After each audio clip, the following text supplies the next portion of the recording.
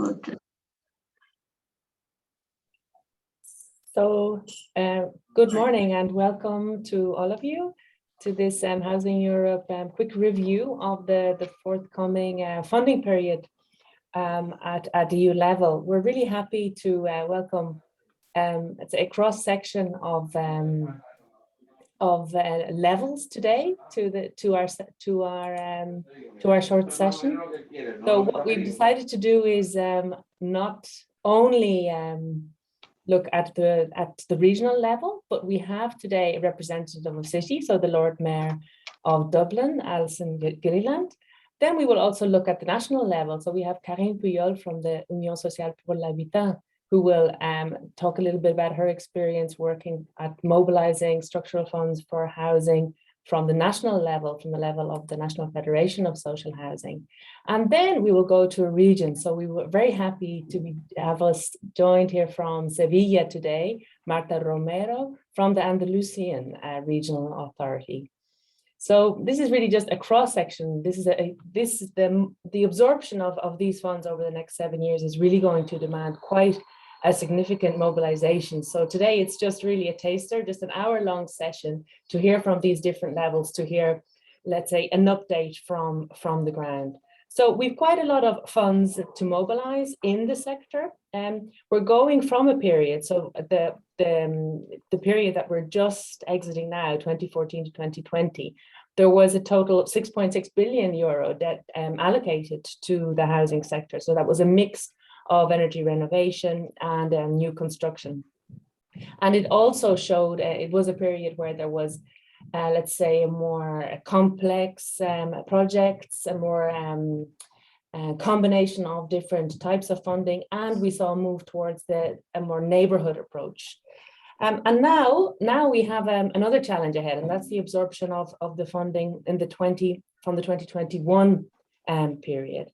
And again, this legislative package has just been approved in June, and there's a few significant changes that we have seen, and which I think are going to make a difference for those organizations who are working on the absorption and rolling out of these funds.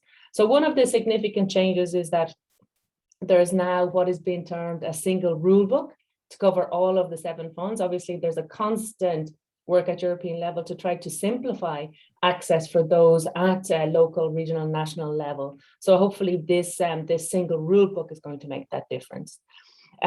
We also see a much stronger focus on objectives 1, so smart Europe, and 2, and greener Europe. So this obviously is going to be a bit of a change from the past.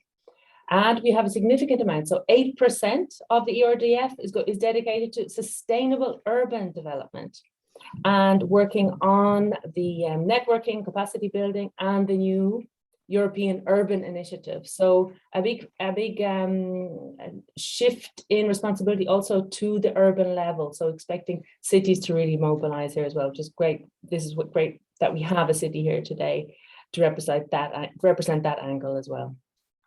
And of course, very crucial for our sector, the social housing sector, and the work to tackle housing exclusion and homelessness and improve inadequate housing. There will be a new focus on the ESF, and that ESF will be linked crucially to the European semester, the goals in the European semester, and the European pillar of social rights. So this is just a little bit of an overview of the key lessons that have the key changes, let's say, going into the next period that have come up. And we're going to go at the end of the session. My colleague Edith Lakotosh, who is leading our work on structural funds, will go into a little bit more detail on what to expect. But in the meantime, we're going to go back just to hear from our 3 speakers, and we're going to kick off actually with Alison to give us the perspective. From your perspective as Lord Mayor of Dublin, but obviously also as a PES member of the Committee of the Regions as well. So Alison, please go ahead and give us a few of your insights into the level you are working. Thank you very much, Circa, and delighted to be here to represent Dublin. Can you see the slide there? Yes. Okay, Yes. brilliant. Okay, thank you. Yeah, I'm going to talk firstly a little bit about the, I suppose, the, oh, sorry, wrong slide. The housing, the challenges that we would see in housing, and also the opportunities. If you just give me 1 sec to start.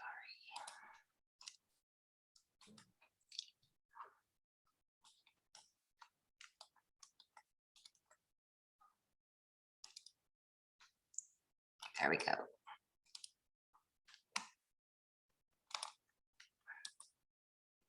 Okay, correct one this time. Yeah, the challenges in housing and the opportunities when it comes to European cohesion policy. So I suppose our challenges are not different from any other large city or even smaller cities and regions. So it is about achieving sustainable housing that will be in line with Sustainable Development Goal 11, that's sustainable cities and communities, and also the European Green Deal.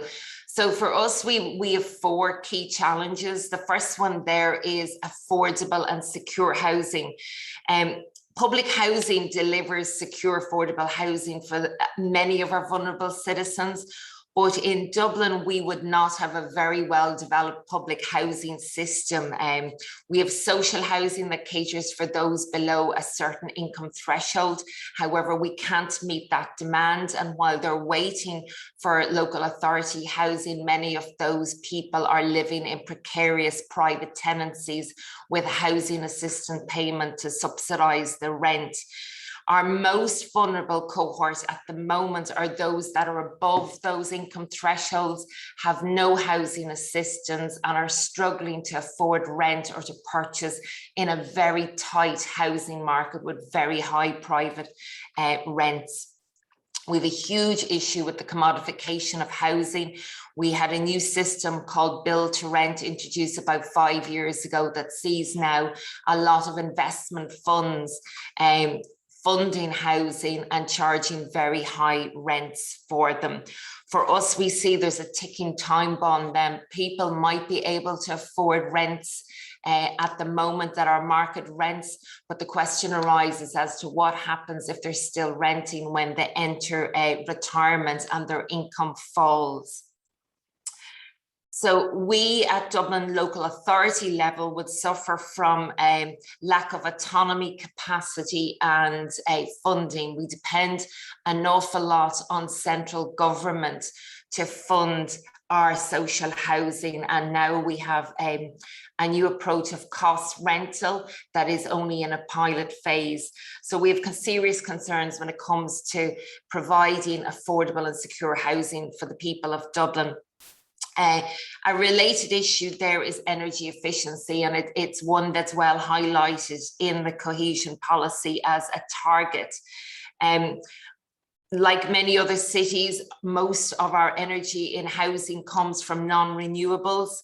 And this is particularly with regard to heating. Given our climate, we would have cold winters and high levels of need for heating.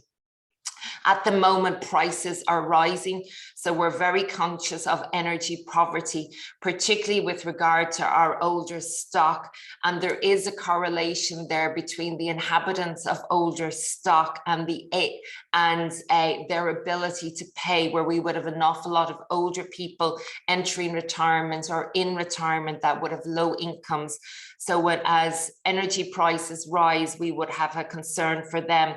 So there's a massive need to retrofit, particularly our older housing stock, but also to make funding available for residents of non-social housing or non-public housing to retrofit their housing, which I suppose brings us to the climate and environmentally friendly element of sustainable housing, in that retrofitting will be needed, particularly to make housing more climate and environmentally friendly and more energy efficient, so that we can support our own tenants and those who are not our tenants to move towards renewable energy uses for heating.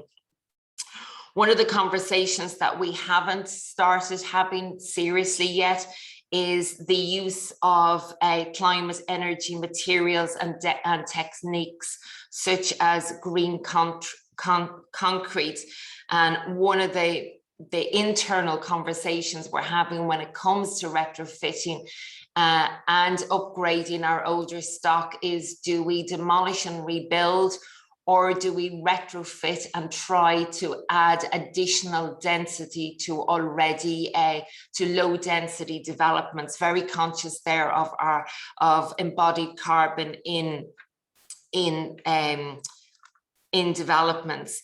And I suppose the fourth area there that we're very conscious of is the overall context of housing, in that it's sustainable communities, sustainable cities, and that we would focus on communities, both from a cohesion and inclusion perspective, that we would develop life cycle housing, provide amenities, and support communities to integrate and support perhaps what you might call more vulnerable members of the community, whether that be because of their age, their ability, or if they're coming from migrant or refugee backgrounds.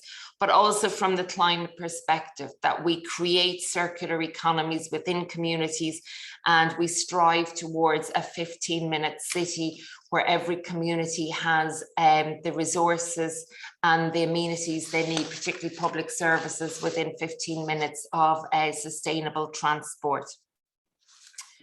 So let's go to the opportunities.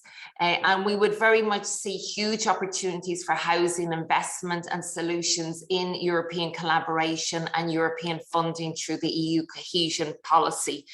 As Sorcha mentioned, social inequality is one of the targets that we need to reduce in our policy, and we would see housing as a major area of social inequality because of what I said there around affordability and security and energy proofing our housing and those who need housing in our city, but also from the climate mitigation and adaptation, energy greening in particular of our housing. So we would see that there's opportunities for sharing and learning from European peers at city and regional level, and also through the use of the funds, for example, the URDF or resilience and recovery funds that local governments can make use of to invest and upgrade their housing and make it more sustainable, but also from the collaborative partnerships and projects of other funds. And to this end, in Dublin, we have just recently launched our European Programme Participation Strategy. It's a 6-year strategy, and it has 7 key priorities for us.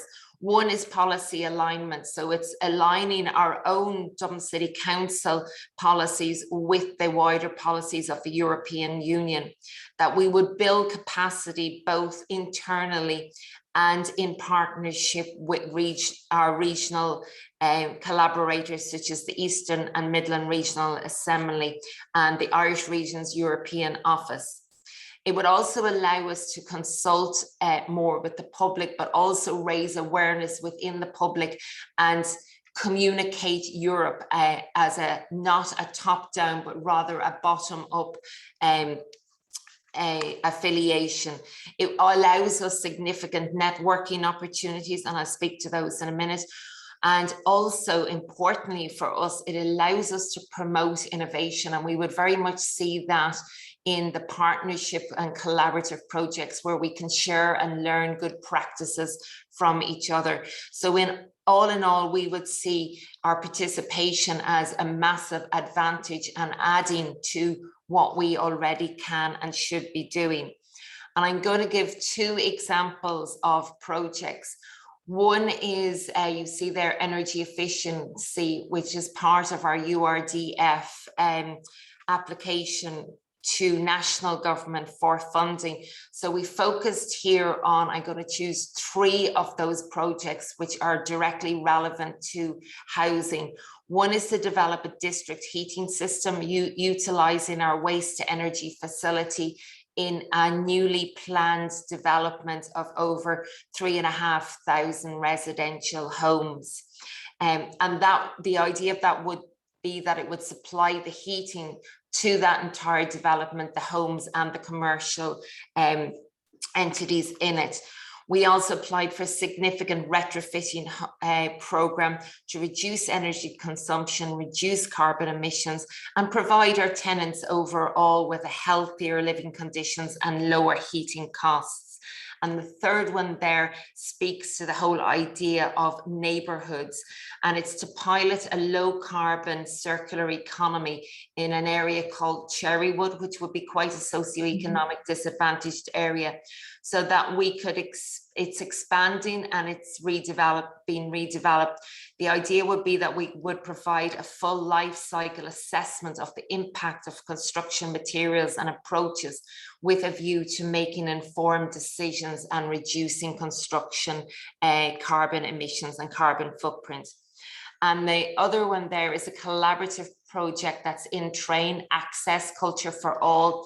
It's with a network of 8 European capital cities, and it speaks very much to that community cohesion, using culture to bring people together. And I think that leads to the sharing and learning. We'd be very conscious that, but in those collaborative projects where you have different communities across Europe exposed to each other, learning from each other, communicating with each other, that they're realizing that there's more that unites us. We have more in common than we have in difference. And I think that's particularly relevant with the rise in populism, the far right, and the threat to European values of human dignity and the rule of law. That's a key point, Alison. Maybe on that, it'd be great to come back to it actually in the questions and answers, a couple of those points, if you're able to hang on. Yeah, oh, absolutely. I'm here great. for the hour. That's no problem. Oh, super. So maybe I think we're going to just move on to Karine Puyol, if that's fine.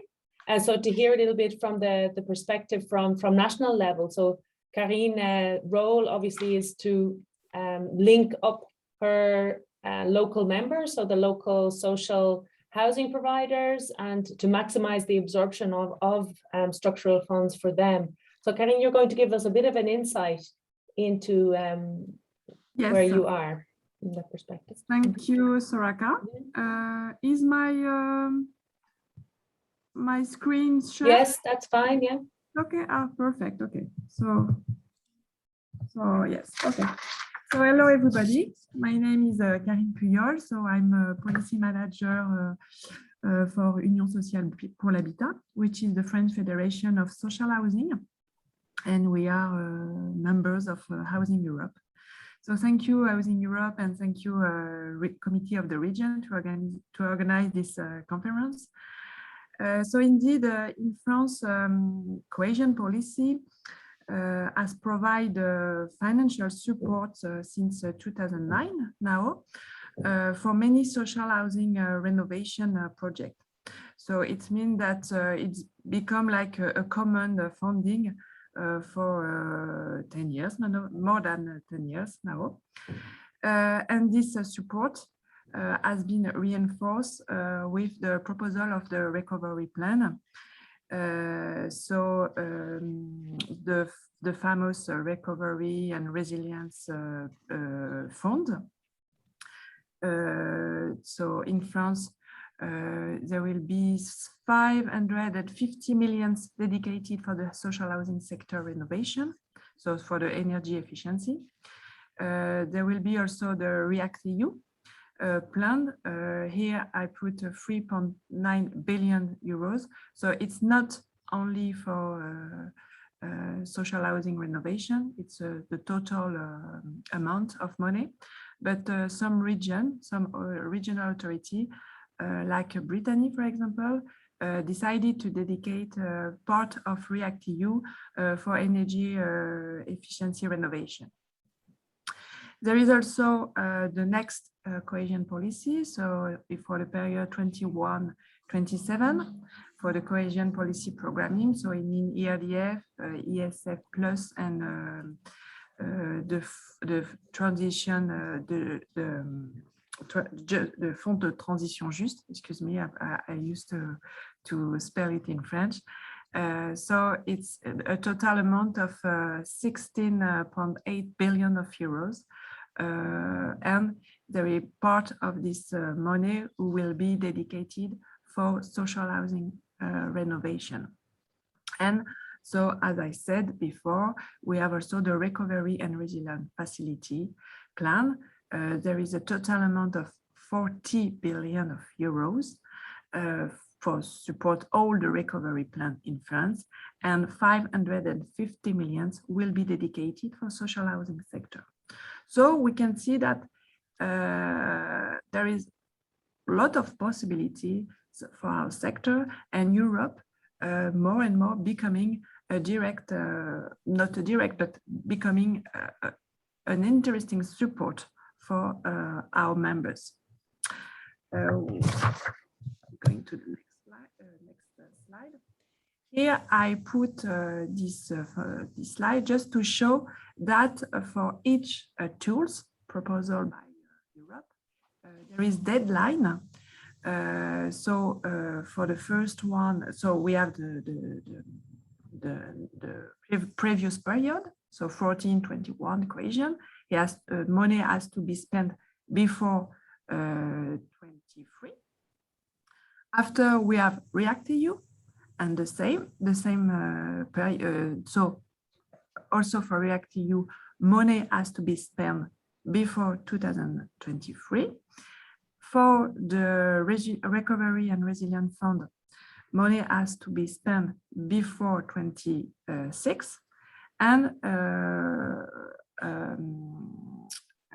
for the programming for the next cohesion period, the money has to be spent before more than 27. So it means for the regional authorities, for states, also for the project leaders who will be beneficiary of this fund. There is constraint to spending money. There is deadline, which require very good coordination between all these different levels of governance. And because the same project cannot receive the support from several funds. For example, it means that project support which receive the support of the Recovery and Resilience Fund cannot in the same time receive the support of REACT-EU. So just to show that for our members, for social housing provider as an enterprise, it could be a bit complex with all these deadlines, all these rules could be different for each fund.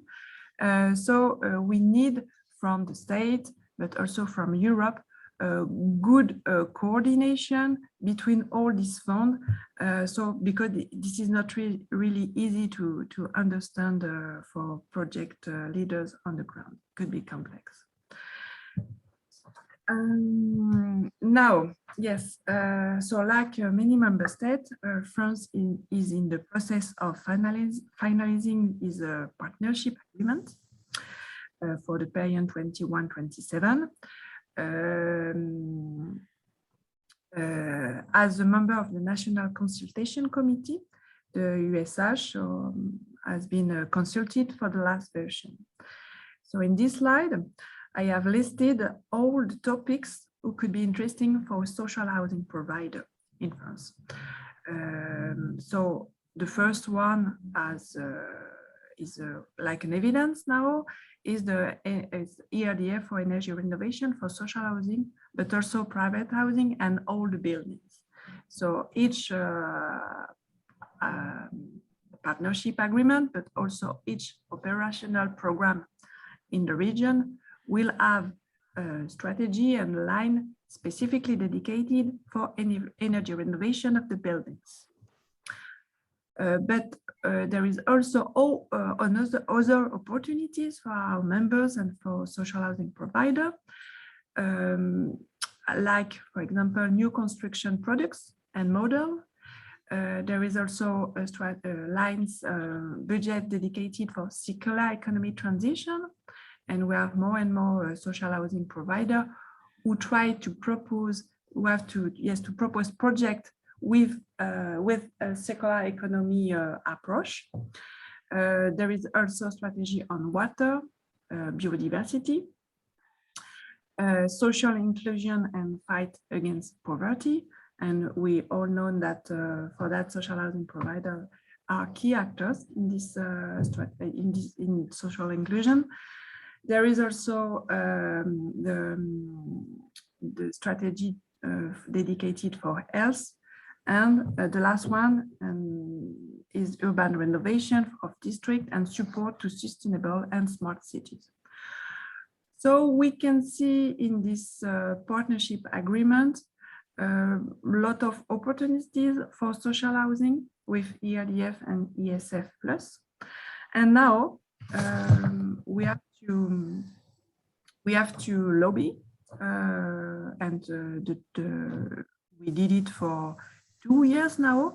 So each regional representation of social housing in region is working with the regional authorities to prepare and to propose their strategy for the operational program in line with the European strategy. So they used to submit their needs for indeed energy renovation, but also for social inclusion, for urban renovation, and so on. So it's like a local lobbying, and some regional authorities are very sensitive, and for them the proposal of social housing sector is very interesting, and they adapt and they integrate this proposal in the operational program, in the project. And some regional authorities are not really social housing, I would say, a defensor, and just put their strategy only in energy renovation. So we observe in France a lot of difference between local authorities. I will conclude my short presentation just to say that indeed Europe funds new cohesion policy. It's always an opportunity for social housing provider in France, but we also need more simplification, because our members we have this impression, and we have always the same feedback, that this is complex funding, and also there is more and more funding. As I said in my introduction, there is REACT-EU, there is Cohesion Policy, but also there is now the Recovery and Resilience Funds. So it could be more and more, complex for social housing provider on the ground. So thank you. Thank you very much. Thank you, Karine. That's a really good insight. So I think what we've heard from Alison Gilliland, we've heard about how they are trying to apply the funds to meet very urgent challenges on the ground, social and environmental challenges. Now we've heard from Karine from the national level how they are trying to, let's say, track the complexity at European level, so that it's as simple as possible for their members at the end of the day. So we've heard two different perspectives, and now before we go, we will have time for some questions and answers just after the next presentation. So we're going to hear directly from the regional level. So as I said, Marta Romero is joining us from Seville, and you're going to give us a bit of an insight into your perspective on this funding. And you're just if you unmute yourself. So not yet. Oh, it's not working yet. Yes, okay, now. We'll be ready, yes. Yeah. Okay, good morning, everyone. And can you see my screen? Yes. Now. Okay, thank you very much to Housing Europe for this very interesting presentation. And my name is Marta Romero, and I'm talking on behalf of ABRA, which is the Public Agency for Housing and Refurbishment in Andalusia. My presentation have 3 parts, and it's going to be focused on how we use the European funds on housing. So it's going to be really, really applicative. So I'm going to start with a brief about ABRA and what we do, which is our context. And I'm going to go to a presentation about how we use the ERDF funds on energy retrofitting. And finally, I'm going to finish by showing the proposals that we have made to the to the new operational program 2021-2027 on housing matter. So ABRA is the public agency in charge of carrying out land, housing, and retrofitting and urban regeneration programs and policies in Andalusia. It has a strong social function, especially because it's addressed to the most vulnerable population. ABRA is under the Regional Ministry of Development, Infrastructure, and Territorial Planning in Andalusia. It manages a big stock of housing, which is around 75,000 dwellings, which almost 50,000 are for rent and almost 25,000 for sale. It is distributed among 574 municipalities in 8 Andalusian provinces, where there are more than 350,000 people living. So with this situation, we have a lot of work to do. The general context of ABRA housing stock, for instance, the key challenges for us and for all the interventions that we do is the summer dominant climate worsened by global warming effects, which create very strong overheating problems. There is a lack of appropriate heating and cooling installation in residential buildings and even in non-residential buildings. There is an energy poverty situation, the huge majority of residence buildings, and a high number of hours of discomfort, both in summer and winter. I already talked about the really strong and very hard summer in Andalusia. And unfortunately, we have a very low percentage of renewable energy. So considering this, our main focus and activities are upgrading the energy efficiency of the public housing stock to the greatest extent possible, and achieving an improvement in comfort and quality of life of the residents.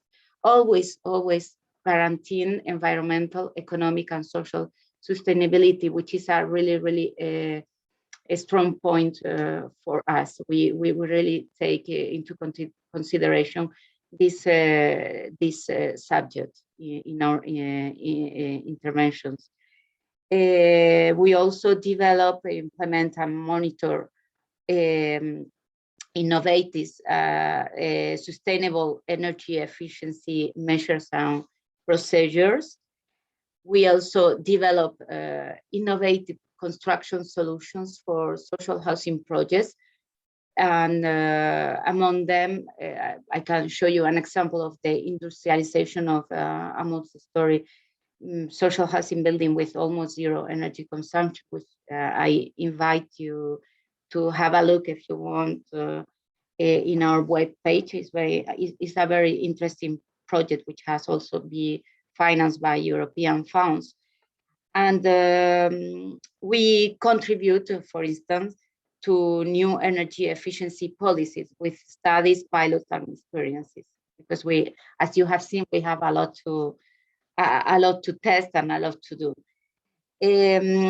Among all of these activities, we also have participation activities and raising awareness activities, since we always have like a neighborhood participation during the works of the buildings. We explain all the interventions that we are going to do, and there are meetings, and sometimes there are participative processes.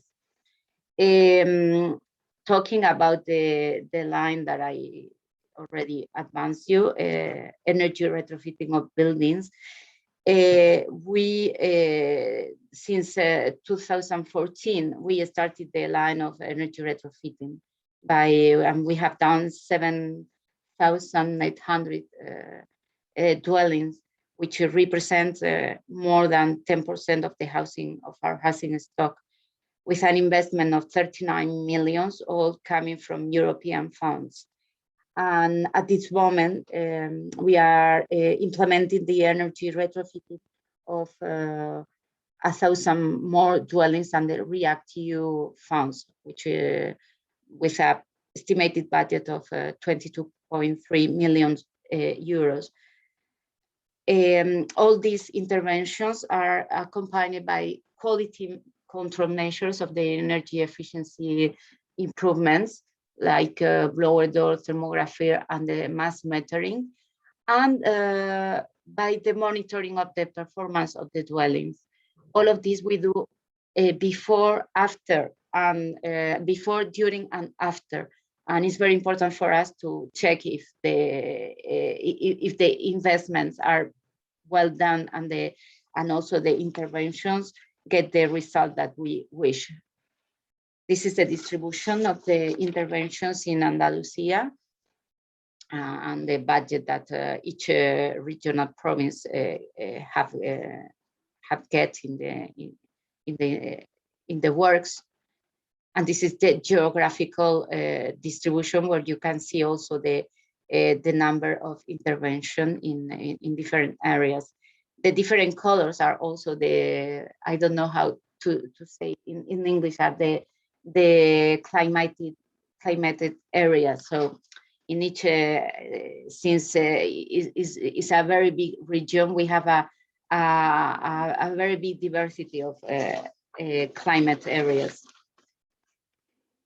In 2016, we launched it under the Axis 4 of ERDF 2014-2020. The initiative of energy retrofitting of buildings with some characteristics. Among them, we had that there were integrated actions, and all of them include innovative elements. This is very important for us because we are trying also to test new solutions, as we said before. So we are introducing eco-insulation, green materials, solar thermal installation for domestic hot water, etc. And in almost all the interventions, we are collaborating with the research groups and different universities from Andalusia in finding the solution. I'm going to show you some examples so you can see the results of the use of European funds. So this is one of the first interventions that we made in, I think it was in 2016, all with passive measures in the external envelope. This is another intervention in which we used passive measures, but in all the envelope, but also we introduced thermal solar installation with some peculiarities because they have individual accumulators per dwellings in technical rooms that we used in the patio of the building, so they don't take room for from the dwelling, which is very convenient for them. And we also implemented a remote control system and to check the performance of the installation and the use of it. This is the final result. This is another. I'm going to pass through because I'm going to focus in the main important aspects. This is the intervention, as you see, the test before and after the intervention. And this is a very interesting intervention because we remove the old roof for a new one, which is active roof with a ventilated chamber. This is a really, really innovative solution because it allows the cooling of the roof by evaporating micronized water through a airstream and reduce the demand for cooling. So this is being monitored to see if it's really if we really get good results to implement generally. This is the final result. This is another intervention in which we have used ethics in the external envelope, but using natural cork. So as I insist, we are trying in each intervention to use new materials, new procedures, and use the European funds for creating also knowledge. This is another one with an active roof, which was a solution more advanced than the other one. And we also implemented the beam system here in the project draft and in the construction.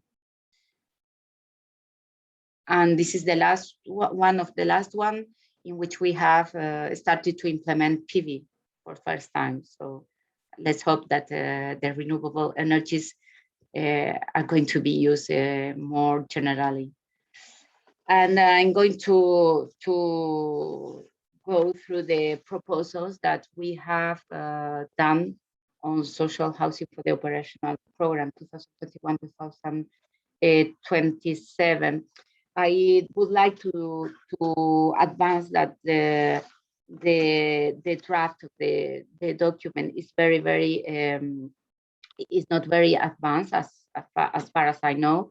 So we made the proposals. So far, we don't have any answer about if they have adopted them. But we were asked, as all the regional ministry, to define and develop a strategic action lines following the guidelines established by the General Directorate for European Funds during 2020. And we established 12 action lines that were aligned with our main functions in ABRA, and also I focus on the policy objectives and the specific objectives that the operational program set. So as I say, we established 12, 8 of them were addressed to social housing, and 5 of them were the lines that continue the activities that we have been already doing using European funds. So the first one, I'm going to focus because I think I'm taking more time. Yeah. I'm going to focus in the lines that we already we have been already using, and that we really hope that we are going to continue. The first one is enhancing public research and innovation capacities in housing and the urban agenda. Is to promote research, innovation, and contribute to all the sustainability process. Number 4 is the energy retrofitting of buildings in the Andalusian public housing stock. This is the continuation of the actions that we already talked.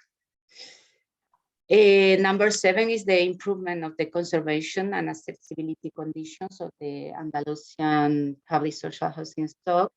And this is focused in mitigating the problem of conservation and maintenance of our very extensive public housing stock.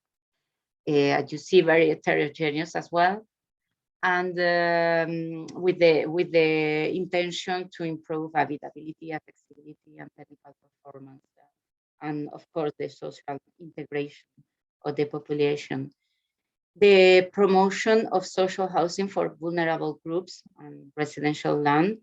This is aimed at promoting affordable housing in order to give an answer to this segment of the population with difficulties in accessing to housing.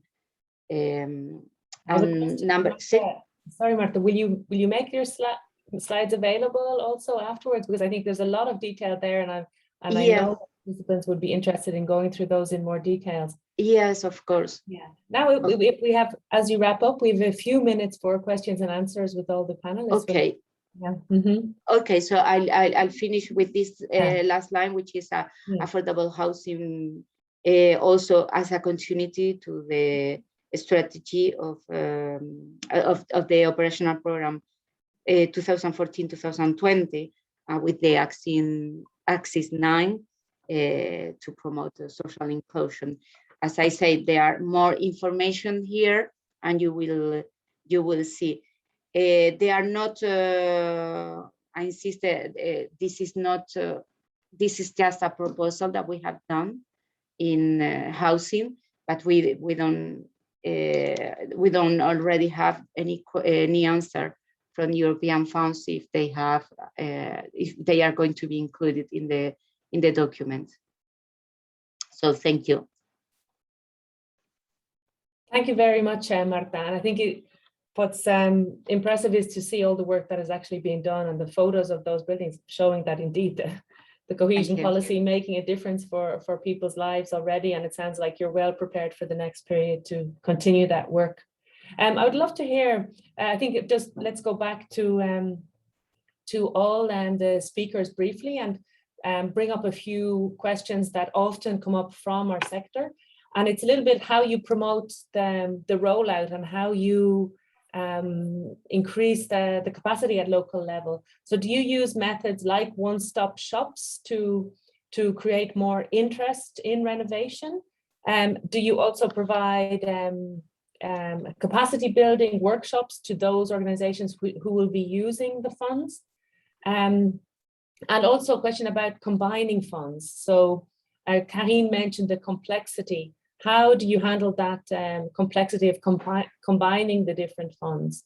So I'd like maybe to kick off with Alison and then Karine and then Marta on those points, or any other points that you would like to add after hearing the different presentations. Marta, can just stop sharing the screen, please? Thank you. I'm sorry. Will I go, Circa? Yes, please. Yeah, I suppose it's a really good question. And one of the reasons why we launched our European Programme Participation Strategy and a dedicated European Participation Office was to join up the dots, both internally and externally. We would, no more than any other local government, have Department of Housing, Department of Climate Change, Department of Culture. And we had found that different departments were applying separately. But when it comes to a lot of the funds, they're multifaceted, and to try and maximize both the funds and the expertise and the partnership, we wanted to draw people together. So we're now actually recruiting for a EU programs officer that will actually do all that, but will also have a experience in networking at European level so that we can bring in the European peers to strengthen collaborations and I suppose to know where to go from that. We're also in the middle of revising our development plan, which is, I suppose, what we call our Bible for the city. So it's our aspiration and vision for it. And we're tying aims and objectives into that. So we have a desktop exercise at the moment that is on paper, trying to pull all together and giving us a pathway to really maximizing collaboration and maximizing funding as a vehicle to enhance our housing investment. I hope that answers your question. Yes, indeed. I think those efforts to try to make the link between the projects themselves and the funding, I think that importance can't be underestimated. And maybe from your side, Karine, how you try to tackle that complexity for the end users. Are there capacity building efforts that you're also making? Yes, indeed, we try to help our members for this European funds. We encourage a local regional association, HLM, to build a strong partnership with local authorities, the one who manage ERDF, ESF, and so on. We also regularly publish guide. For example, I have one specifically for our members to explain all the different types of fundings, and they can find information. And also we used to organize specific meetings on specific issues. For example, on public procurement, there is always a lot of questions on the use of ERDF and the rules of public procurement and the link between us. So we try to organize specific meetings on this issue at local level with social housing organization, also on state aid issues, because with ERDF and ESF, the state aid rules has to be applied. So that's why we try to build a link between Europe, our members, and regional levels, and give information and try to simplify the information on that. Thanks, Karine. Yes, it could be useful also to share that documentation with the other speakers and participants. Yes. And maybe from Marta, which outreach activities you are working at to improve the uptake of funds? Sorry, could you please repeat? If you are working on similar types of outreach or capacity building? Yeah, during all the processes, as we said, we work with the people in the building, so we will show them how to use the new installations. We give them all the information about we try to raise awareness about the efficiency, the energy efficiency. We also work with the architects, so we give formation to them, and we collaborate directly with universities and research center to draft new measures to show them, to test them, to implement them, and also the results are always published.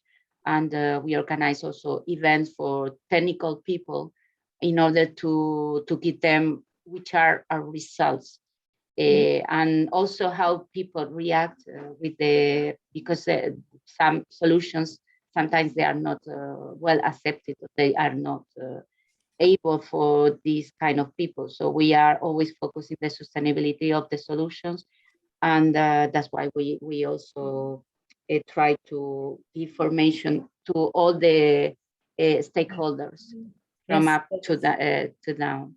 training and constant feedback. Yeah, Exactly. yeah, great. I Very have a important. question, and maybe that you were also able to answer, or maybe Kaheen or Alison, and it's coming from Fintan Farrell, who's joining us here this morning. And of course, yes, a key question. Has there been any improvement around combining ERDF and ESF? So he's saying that there was a change. So there is 25% earmarking for social inclusion under ESF.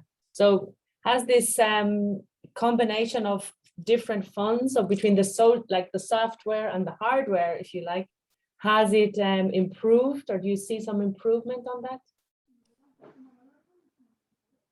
If anyone wants to come in, or we could also just... I could try. Mm-hmm. It was the case in the previous period. They proposed to combine ERDF and ESF, also in this period. At USR, we think it is a good way to do things, but indeed, from the local authorities, so the managing authorities, we don't see this type of measure. We don't see an improvement or use on this type of measure. So it's a bit a shame, because indeed, this is a good proposal. This is a good opportunity to share. But I think for local authorities, it could be a big complex to manage ERDF and ESF, because it's not always the same rules. It's not always also the same local authorities. For example, in France, ERDF is mainly managed by regions, and ESF is part managed by department. So it's not the same administration. So that's why it could be complex for one project, try to manage ERDF and ESF. But we think it has to be tackled, and it has to be improved, because indeed it's a good way to manage the two funds. Indeed, and I think as we had this overview of the social issues at the start from Alison, and I think the reality is that indeed authorities have to deal with both social and environmental challenges, the hardware and the software, and it has to be more easy for them to carry out those projects.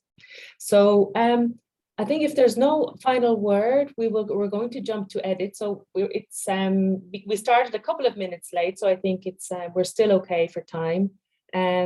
So if that's okay, we're going to jump to Edith Lakatos, who's our policy officer and the guru here in the office on structural funds and cohesion policy. So Edith, over to you there to wrap up. Thanks for the panelists for your contribution. It was very interesting to listen to the reality that's really happening on the ground. I will share my screen to show you some additional information. So if it lets me, yes. So as Sorka mentioned, indeed, there is a big opportunity that we also saw in the last period, already in 2014 and 20. We've seen a big increase of funding for our sector. While we had only 2 billion euros in 2007, 2013, in 2014 and 20, it increased a lot and resulted in more than 6 billion to housing. Most of that money went to energy efficiency and one part for housing infrastructure. So we see already a big shift change in the attitude also of the European institutions, recognizing that housing has a big impact for our communities. So what other elements bring us this new period? We see already an increased amount globally for cohesion policy, in total 370 billion, and we really hope that housing will have an increased amount, more than 6 billion. So we cross fingers, and it seems that more and more managing authority recognizes that housing has an important role, not only in energy efficiency, but in other areas such as urban renewal, independent living. So we see that in this period, the Commission put a big emphasis on simplification. So we see less priorities. We have only 5 priorities. But what an important change is that social Europe is part of the priorities. So it's also part of this big shift from the institutions. Co-financing rates also changed, and it's maximum 85% now. And there could be 100% for innovative projects, innovative actions, for example, in the upcoming European Urban Initiative. There will be also a big chunk of money for technical assistance, and that will be entirely financed by the European Commission. That's a change. And the combination with different funds is also further encouraged. However, we will see how it's implemented, looking at this complexity on local level in implementing.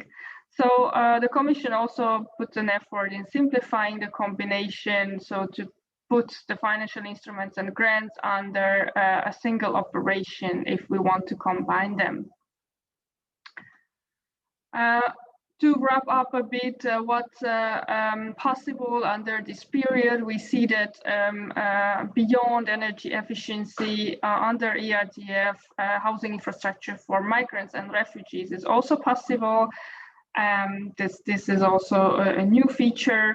And of course, information, networking, and technical assistance is also available. The Cohesion Fund is not changing so much. It is available for promotion of energy efficiency or renewable energy. What's really a big innovation here this period is the ESF+, which should be aligned with the European Pillar of Social Rights. And we see that one of the principle of the European pillar is housing and housing for those in need. So here housing also explicitly mentioned, and the funding can be used not only for accompanying measure, but also for analytical activities, policy development. So if the managing authorities needs extra funding to prepare their strategy, their housing strategy, their policy, then there is available funding for that. So capacity building, it's further reinforced here.